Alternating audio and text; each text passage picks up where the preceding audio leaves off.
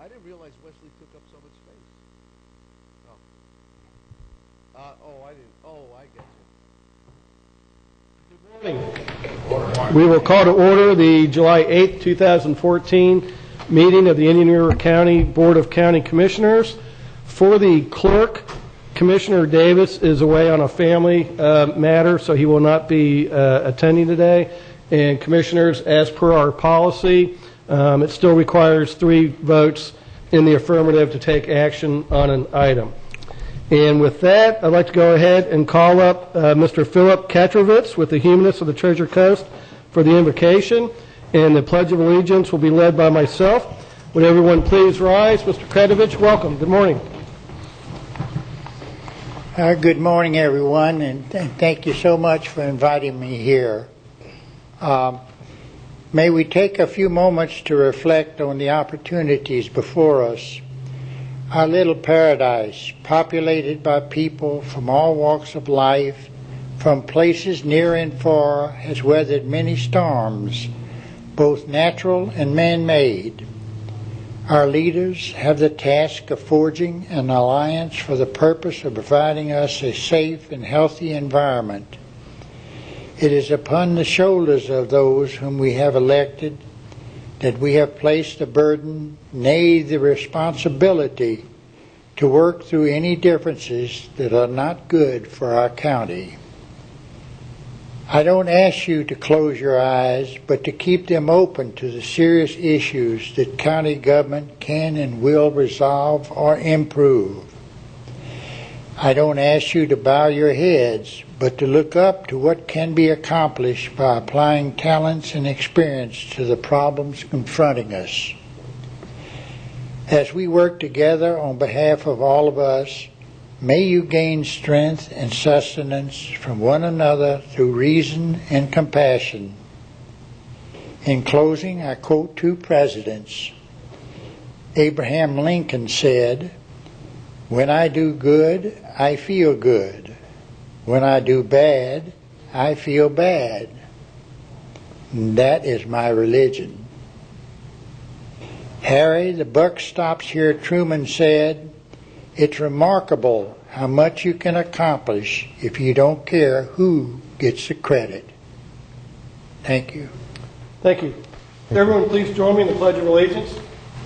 I pledge allegiance to the flag of the United States of America and to the republic for which it stands, one nation, under God, indivisible, with liberty and justice for all.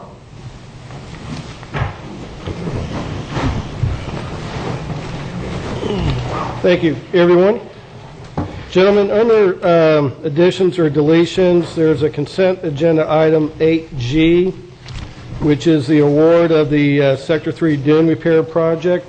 Given the nature of the project and the dollar amount, I would like to move that under Public Works, so it's a separate agenda item. And are there any other additions or deletions? What was amended? Okay, with Commissioner Davis and I here, we need someone from the left side to step up and do a little seconding here. Oh, very good. Thank you, Commissioner Zork. We have a motion from Commissioner Fleischer, second from Commissioner Zork. All in favor signify with aye. Aye. Any opposed? That carries by a 4-0 vote. With that, we move on to proclamations and presentations. First is a presentation of a proclamation designating the month of July 2014 as Recreation and Parks Month. It'll be my honor to present this, and I think we have quite a few. We got David and some Michael. Mike, everybody come on up.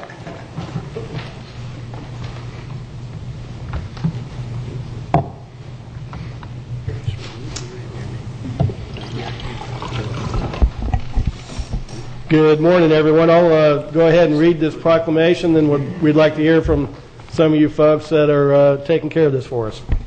This is a proclamation designating the month of July 2014 as Recreation and Parks Month.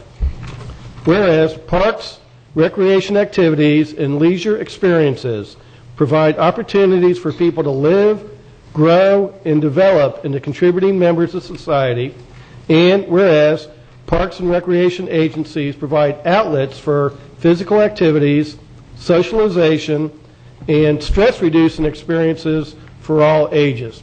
And whereas parks, playgrounds, ball fields, golf courses, nature trails, beaches, open spaces, community and cultural centers, and historic sites make a community attractive and desirable places to live, work, play, and visit to contribute to our ongoing economic vitality.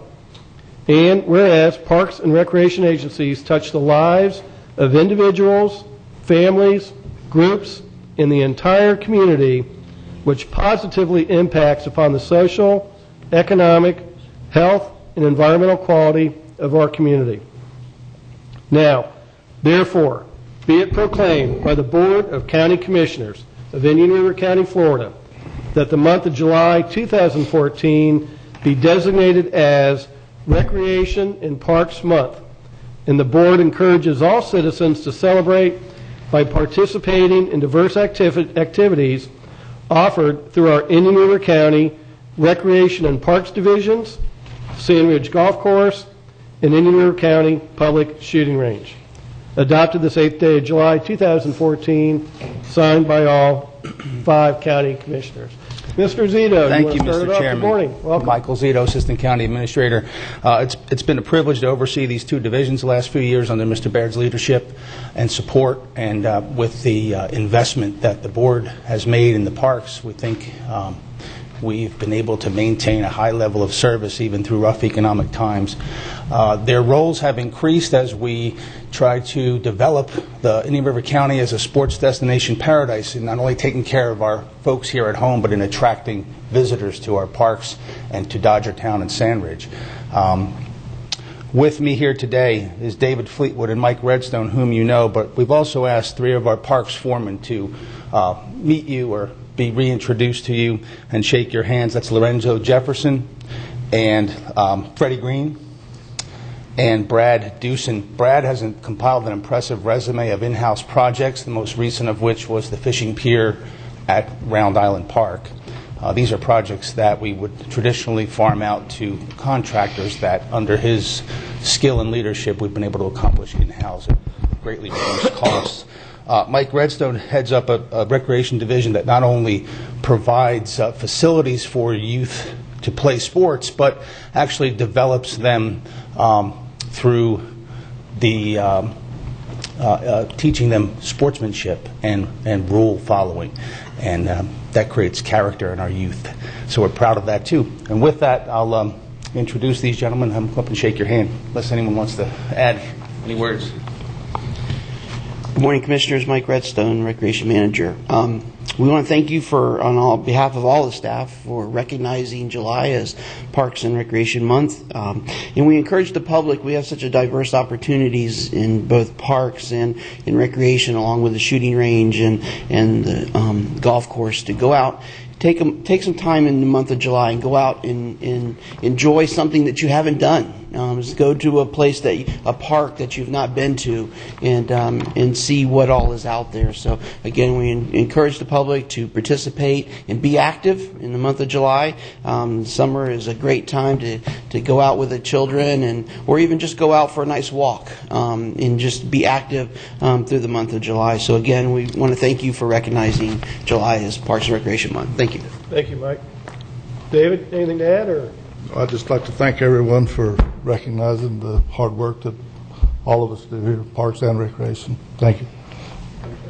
Mr. Chairman, would you all like to say anything? Or I kind of know the answer to that. Commissioner Solari, then Yes. Commissioner Fleischer. As somebody who takes advantage of the work you guys do, I'd like to thank you very much. I mean, I wouldn't want to walk Auker area without the work you guys do down there. And I'd also like to take this opportunity to thank you for upgrading the East Gifford Park, the Jose Schumann Park. I mean, that's a great job that you all did there. It looks tremendously better, and it's clear that members of the community are already enjoying your work there with that upgrade. So thank you very much. Commissioner Fleischer? Brad, Freddie, Lorenzo, I see you often out there, and we appreciate what you do. You know, it's with great pride when we're speaking and we can say that our parks are our parks, that they're well maintained. There's a lot of jurisdictions that have 18-inch long grass and broken old seesaws and ramps that are in disrepair, but that's not Indian River. You work hard and you make it happen. I see you very often, and I don't know if we should be talking too much in case your partners are listening, because the work you do is the kind of stuff that most guys try not to do at home. So you make us look good, and I thank you. We have a lot of parks, and I can't think of one that is in jeopardy or in disrepair. You all work very hard. Thank you. Commissioner Zork? I just want to say thanks for all the fine work you guys do year-round. The fields always look great. The parks look great. I've got a 5, 8, and 10-year-old, so we're frequent visitors to a lot of different places, and they're always in great condition. So thanks for the great work you do. And all I can say is I've made the maintenance job out there at Sandridge a little easier. I've had surgery on my elbow, so I can't play golf, and so there's fewer divots to worry about out there for this summer. But I'll be back next summer, and count on that. So, gentlemen, thank you very much for all your efforts.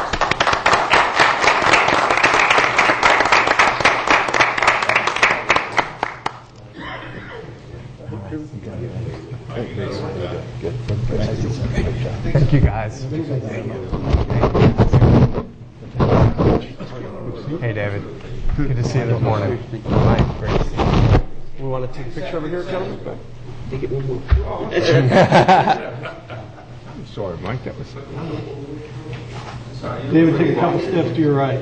David, to your right. Move everybody down. Somebody's home. Oh, I'm behind the tall guy. You want to stand on my shoulders? Thank you. All right. Couldn't take. Thank you once again, Jerry. Okay.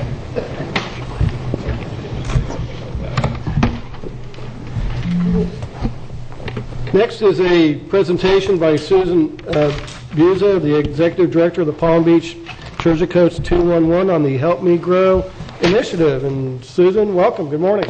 Good morning. Susan Buza, Executive Director of 211. As you know, we are the 24-hour, 7-day-a-week community helpline and crisis hotline for Indian River County, handling over 5,000 calls last year. And today I'm here to talk to you about an initiative called Help Me Grow. Help Me Grow is a national initiative, and it has been brought to Florida and is currently operational in Miami-Dade County and Hillsborough County. The legislature put together some legislation that is fostering more Help Me Grow initiatives throughout the state, and we are going to apply to be the Help Me Grow affiliate for the 5-county region that we serve. And Help Me Grow is designed to identify children at risk for developmental or behavioral disabilities and connect them with appropriate community services. It is not developing any new services. What it is bringing together existing services to maximize the delivery system. So a component of it is a central access point, so that a parent knows there's a place they can call 24 hours a day, 7 days a week to talk about how their child is doing developmentally. It's also a database collection system. So both of those aspects are in place with 211, and I think that's why the legislature said they want to fund 211s to do this around the state. The other two components are bringing together the agencies that provide these services so that we have a seamless service delivery system.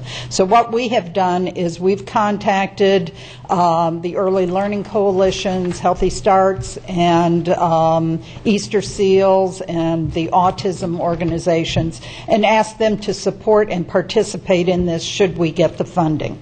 And today I'm here to just ask you all for your support of our proposal that will go into the state July 18th. And we would like to have your letter of support saying that this makes sense to you, and that 211 is the logical agency and is already doing many of these services in the community. If you have any questions, I think you've gotten a fact sheet about the program. Yes, we have in our backup here. Commissioners, any questions?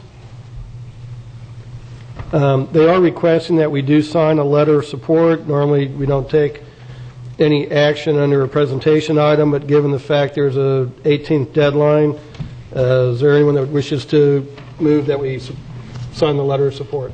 I'd like to move to sign the letter of support for the 211 Help Me Grow system. Okay, thank you. I'll go ahead and second that. Is there any discussion? Seeing none, all those in favor signify with aye. Aye. Any opposed? That carries 4-0. Susan, I'll get that signed and get it to you. Okay, thank promptly. you so much. Okay, thank you.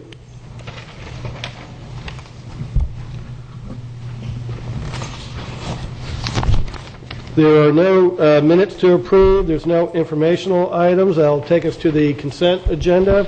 We have moved item G to Public Works. Is there any commissioners? Is there any other item you wish to pull at this time? Move approval.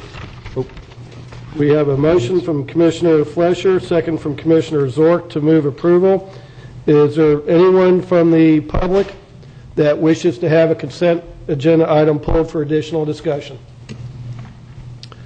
Anyone from the public wishes to have consent agenda item pulled for additional discussion? Okay. Seeing none, on motion by Commissioner Flesher, second by Commissioner Zork. All in favor signify with aye. Aye. Aye. Is there any opposed? That motion carries 4-0. There's no constitutional officers, no public items, there's no public hearings, there's no public discussion. Mr. Reingold, if you would do the honors, please, of the public notice item. Thank you very much to the commission and to the audience here, and also to those watching at home. We have one item. There will be a public meeting to discuss beach management strategies contained within the forthcoming update to the county's beach preservation plan. This meeting will be held on July 22nd, 2014 at 5:30 p.m. And with that, I turn it back over to the chair. Thank you. Dylan? That takes us now to county administrator matters. The Economic Development Positioning Analysis and Action Plan. This memorandum is dated July 2nd, 2014. Mr. Beard. Yes, last week we had a discussion about moving the date for the positioning consultant and public meeting that we're going to have. And based on the conversations that I had with the commissioners, we're going to keep it at on the same date right now, which is Friday, July 18th at 8:30 at the Richardson Center. And the meeting is going to be to conduct a community leader stakeholders summit to explain the positioning process and outline the plan of action and gather input from the public. So it's a very important meeting for anyone who is interested in economic development in the community. And out of this, we'll get a summary and a report that includes analysis of the stakeholders, which are the big employers and employers in the community, and employer input analysis, and also analysis of our sites and buildings. So this is a very important meeting, and right now it's going to be July 18th, Friday, July 18th, 8:30 at the Richardson Center. Okay, and Mr. Baird, it's my understanding, just to reemphasize, this is open to the general public. Yes. And with the board's permission, could we go ahead and post this on our home webpage, just so we have a notice that this meeting's taking place? Yes. If the board concurs with that? I think we ought to get as prominently displayed as possible for the next week or so. Yep, very good. Any other discussion? Commissioner Zork. Did you have a chance to check with the college or our folks to see the opportunity of videoing the meeting itself? Or first, is there any conflicts with trademark copyright material for licensing purposes that would prohibit recording it? But in part because, one, since the commission is the sponsoring, paying for entity and the majority of the commissioners won't be at the Community Leaders Summit, is at least to have it available for me to watch at a later date, or to have it as a link or something on our website. Yeah, I'm working on that right now. I can't guarantee, but I think we're going to have it definitely we're going to try and have a tape run and have it on TV and run it. Okay. I can't guarantee it right now, but we'll get back with you within the next 48 hours. All right, great. Okay. And you'll be there on behalf of all of us who will not be there? Yes. Okay, great. Okay, anything else? Nope. Stan or Helene, did you have anything to add, or you're good? Okay, I don't think we need to take action on that, so we will go ahead and move forward with the agenda. Under departmental matters, we had moved a consent agenda item under Public Works, and Mr. Mora and Mr. Gray. Good morning and welcome. Good morning, Mr. Chairman and Commissioners. Chris Mora, Public Works Director for the county, and I have with me James Gray, our county coastal engineer. What you have before you, beginning on page 31 of your backup, is a proposed award of bid for the Sector 3 dune repair project. Board members may recall that back in between 2010 and 2012, the county underwent a rather substantial beach restoration project called the Sector 3 Beach Restoration Project. In that project, which was a pretty substantial project, we placed approximately 560,000 cubic yards of sand in the Sector 3 area. Now, the Sector 3 area is the largest sector in the county. It encompasses approximately 6 miles, or 27% of the county coastal area. But more importantly, it represents 40% of what's known as the critically eroded area of the county's coastal sections. So we did that project between 2010 and 2012, and then we had the misfortune of Hurricane Sandy coming in the late fall of 2012, which took a large portion of that sand that had just been placed in Sector 3 away. So after seeing that damage in October of 2012 following Hurricane Sandy, we knew that we were going to have to undergo at least the dune repair portion of Sector 3, which is what we have in front of you today. As I mentioned, the Sector 3 project stretches from Treasure Shores on the north end down through Johns Island, and it encompasses approximately 5 county beachside parks. I've got Treasure Shores, Golden Sands, Wabasso, Sea Grape Trail, and Turtle Trail on the south end. In May of this year, May of 2014, the county advertised the Sector 3 dune repair project. After estimating how much sand we were going to need, approximately 150,000 cubic yards, we received 9 bids for the project. We opened the bids on June 16th, and you have the bid breakdown from the 9 contractors there on page 32 of your backup. The low bid came from Gettler Brothers, LLC, in the amount of $3,076,920. That amount is approximately 25% below our engineer's estimate of $4.1 million. Staff has compared the unit price of sand that Gettler is proposing, which is $15.60 per cubic yard. We've compared that to other projects that were recently bid in Florida. We compared it with a Palm Beach County project for the Jupiter area, which came in at about $29 per cubic yard. We also compared it with a Collier County project, a similar truck haul project, which is what our project will be. And the Collier County price came in at $24 per cubic yard. So we feel that the $15.60 per cubic yard price that Gettler Brothers is proposing is a good price. It's a competitive price. Even when you compare it to the Sector 3 price that we paid for the original Sector 3 project, it's still a good price, because if you recall, when the Sector 3 project was taking place, the contractor came in for a diesel fuel adjustment at the end, and the final price that we were paying in Sector 3 was $16.67 per cubic yard. So this is below that price. It's a competitive price, and we're recommending that the board approve Gettler Brothers Construction LLC contract price of $3,076,920. Okay, thank you. Commissioner Zork. For both of you, I know earlier before this project ever went out to bid, I talked about the idea the more lead time we can give the contractors to stockpile so they can do their mining during normal business operations and get a bulk of inventory stored is part of the way the contract is being let out.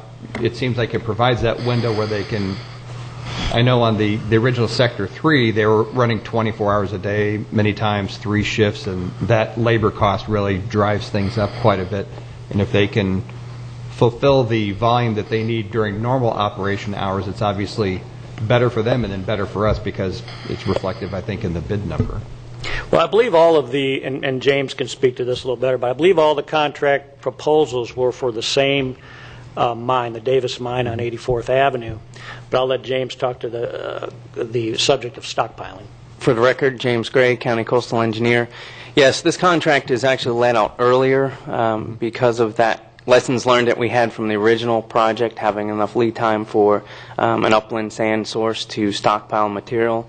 This contract, if we award today, we will have approximately 4 months for the upland sand contractor to mine the material, process it, and have it ready for transport November, December time period for execution of this contract.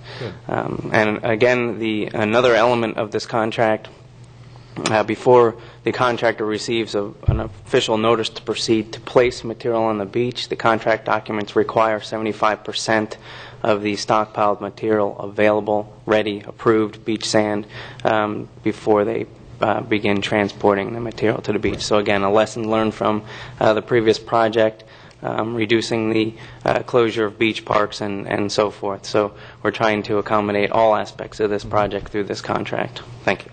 We also tightened up the contract for, there's no fuel escalators allowed. We put it right in the language, and the other problems we ran into, we've tightened up, and even if they did run 24 hours, it would be very hard for them to charge us the way we've written this contract. It's all disclosed. Commissioner Zork, is that? Right. No, that's, yeah, we did talk about the fuel charge, that it was either, to try to cover our bases so we don't have a revisit of that issue that was before my time, but I sat here in the audience that day and watched that unfold. So, okay, thank you, Commissioner Solari. Yeah, I've got 2 related questions. Last time when we were doing Sector 3 and the project carried over to a second year and then beyond, we had to do additional monitoring. Does this project result in us having to do an additional year or 2 of monitoring? And can the state funds be used to pay for some of that 50% share of that monitoring? Yes, this project will require monitoring. The way our permit modification, we modified the original Sector 3 permit, and that included 3 years of monitoring. This modification actually requires 2 years of sea turtle monitoring and 1 year post-construction offshore monitoring. So there are monitoring requirements under this contract, as well as the physical monitoring, beach surveys, and so forth. And yes, this monitoring will be eligible for 50% cost share with the state. Thank you. Is that part of the $2.7 million the state grant that we got last year? Would be included in the monitoring and compliance? Correct. The current element of that task under the 14IR2 grant with the state identifies construction. So that's inclusive of construction and monitoring. And now that we're under the estimate, too, that frees up additional funds to cover all the monitoring that we expect. Okay. What was the original bid estimate? $4 million from the engineer? Yes, the original engineer's estimate was $4.1 million. Okay. We came in, Gettler's price came in 25% under that. Right. Commissioner, sorry, were your questions answered? Yes. Okay, thank you. Commissioner Fleischer, anything?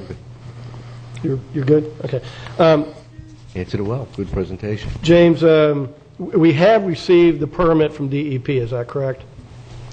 Correct. All of our permits from DEP as well as the Corps of Engineers are fully executed, and come November, we are ready to issue that notice to proceed per our permit guidelines. Okay, so then we shouldn't expect any changes into the frequency of the quality control or quality assurance sampling. That's already in the contract and accounted for in the price.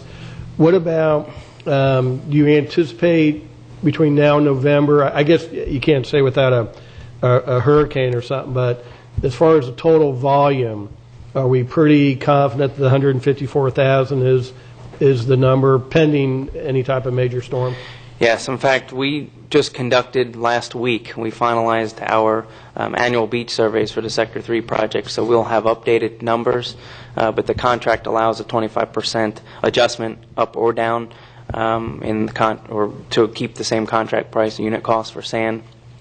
So we'll have more concrete numbers in the next month as far as the final volumes prior to construction, and that will be about a month or two prior to construction. So right. Yes, those numbers will probably be available to they will be available to the contractor once completed. Okay. And then as far as stockpiling, because I see in the CBI summary that the Davis mine has about 15,000 cubic yards of processed sand that I assume meets the requirements, an additional 70,000 of material that needs to be screened and processed. Does the contract call for any prepayment of the stockpile material, or will this all be strictly once it's placed, then they submit their reimbursement request? The contract does not currently call for a prepayment as with the original Sector 3 contract. That was discussed during the pre-construction meeting, and the way we answered that question was the contractor, if that is required, would address that in front of the board. So right now that the contract does not allow a prepayment. Okay. We were also last time, it was the first time we dealt with that contractor. We're very comfortable. We've had a lot of dealings with Gettler over the years. They're a very good local contractor. They've done roads, bridges, and we're very comfortable with them as contractors with their past experience. On the last project, that's the first time we dealt with that contractor, and I'm glad to say the first time, and hopefully the last. Okay. Gettler just finished the 66th Avenue South extension, and I think was finished on time or a little early. Right, and that was done with Gettler Brothers, right. And we had a good experience with them on that project. Right. Very good. Thank you. Okay. And then, Dylan, if I could just ask you to address, obviously Commissioner Davis is not here today, but I would assume he would have abstained from the vote. Just for the public information, the Brian Davis mine is Commissioner Davis's brother.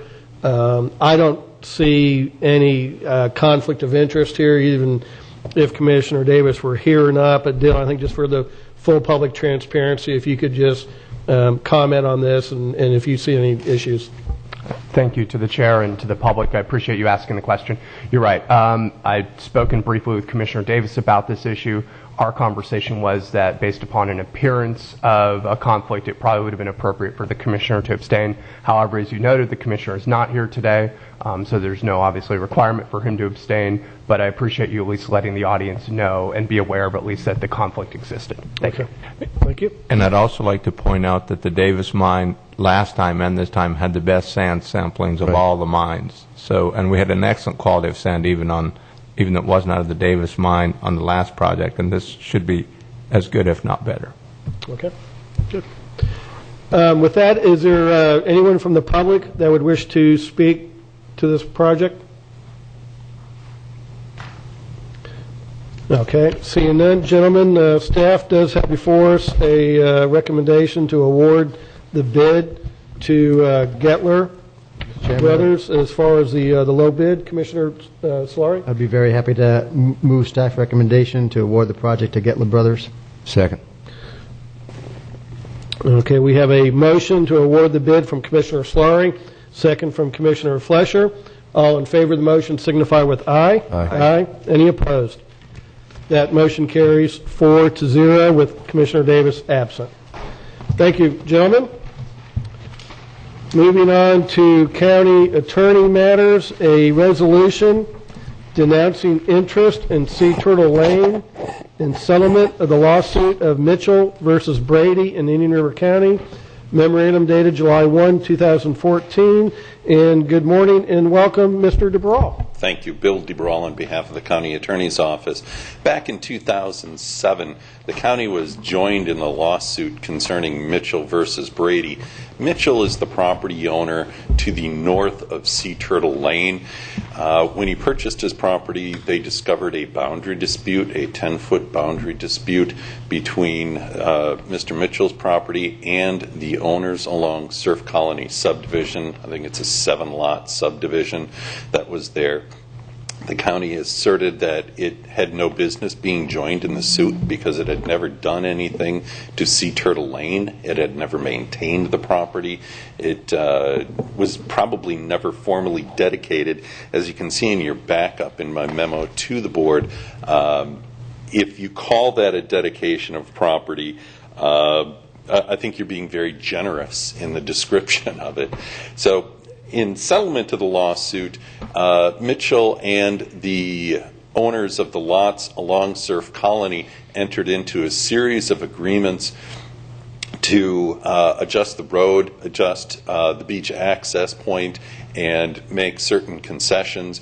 The county's sole responsibility in this matter is to renounce whatever interest we may have via this dedication in both the roadway and also the beach access. The beach access has never been public. There's no parking.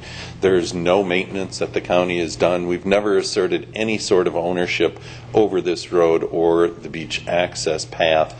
Therefore, we're asking for the board to go ahead and approve the resolution that would denounce any interest in Sea Turtle Lane and the 4-foot path.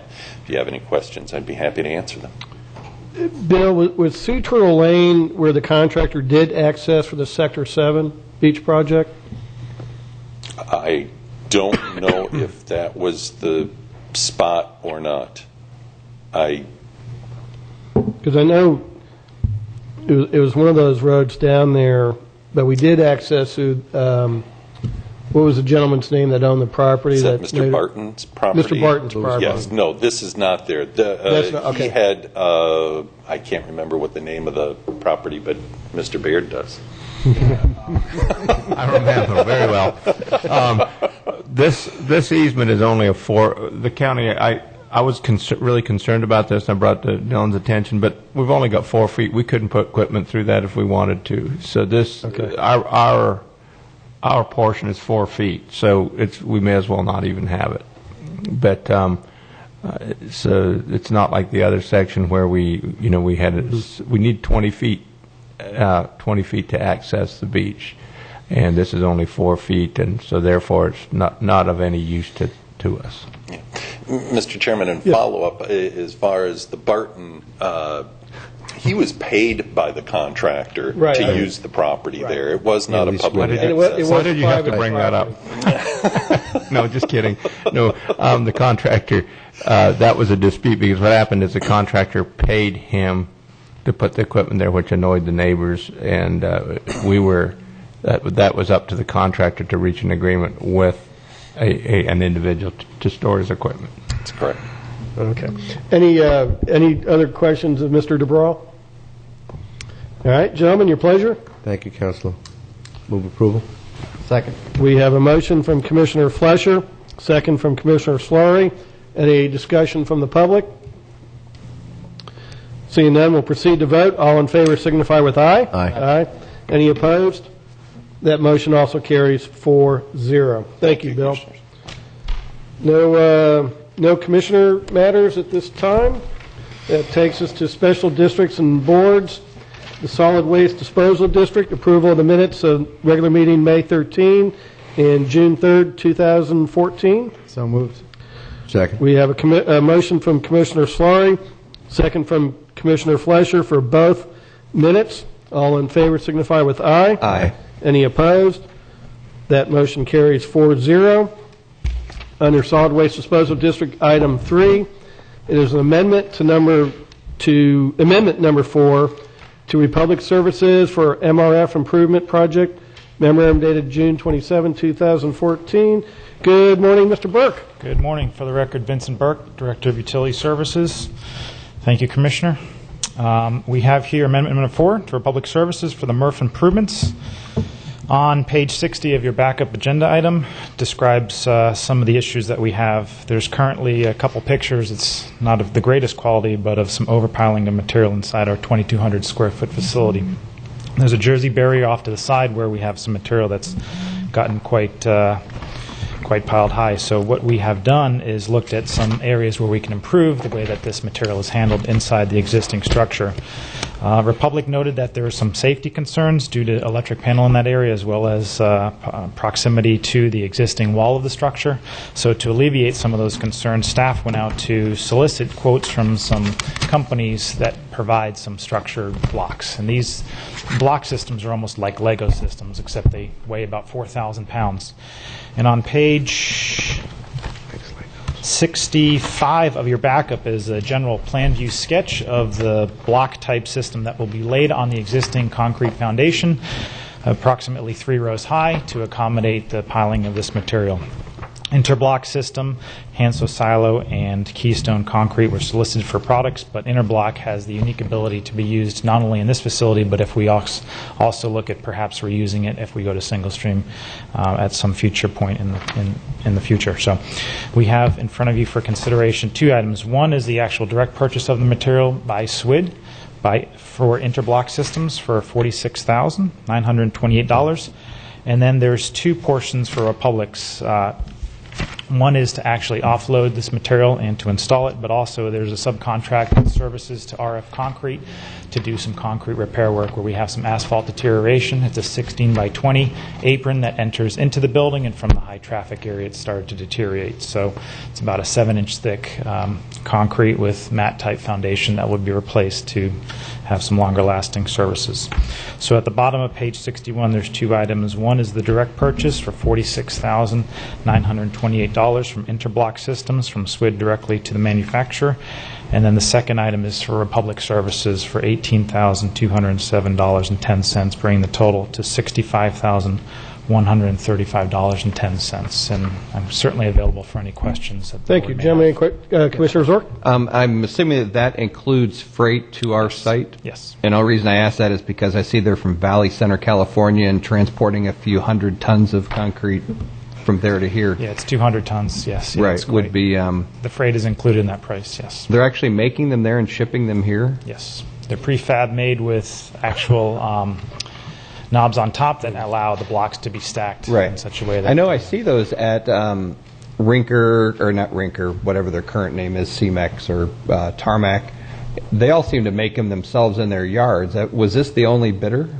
No, we actually went out to solicit 3 bids, and they were the most logical bidder. But the other systems, I have to say, in full caveat, required much more substantial installation than these, which were allowed to be stacked. So if that building were to go away in the future, we'd be able to reuse those blocks in such a way that we can then stack them in a potential new single-stream facility. Gosh, you'd think the freight would have to be $15,000 of the price I see he's got. Good morning. Good morning, Commissioners. The blocks are actually, they're sending us the form, and they're going to be built locally here by Russell Concrete. Oh, okay. Yeah, okay, good. So, no, the half-size blocks are being shipped. We're only getting a few of those, but the majority of the solid blocks are okay. Well, that makes more sense. And they're great. It's a great way to. It's like a giant Lego set for my kids, but they at a much bigger scale. Yeah. Okay. Any other questions of staff? Okay, gentlemen, your pleasure. Motion to approve. We have a motion from Commissioner Fleischer, second from Commissioner Zork to approve both items presented before us. Any discussion? Yep. Any discussion from the public? Seeing none, all in favor signify with aye. Aye. Aye. Any opposed? That motion also carries by a 4-0 vote. And gentlemen, with that, we have no further business. Commissioner O'Brien, I need to make a clarification because I misspoke on the beach item when I made the negative comment about the contractor. We had an excellent contractor. It was a subcontractor that was the problem. And I just wanted to, because I said the contractor we had an excellent contractor, which was local. It was a subcontractor of the mine that we had all the problems with. So I misspoke, and I wanted to correct that on the record. Okay, thank you, Mr. Beard. So noted. And with that, no further discussion. We stand adjourned.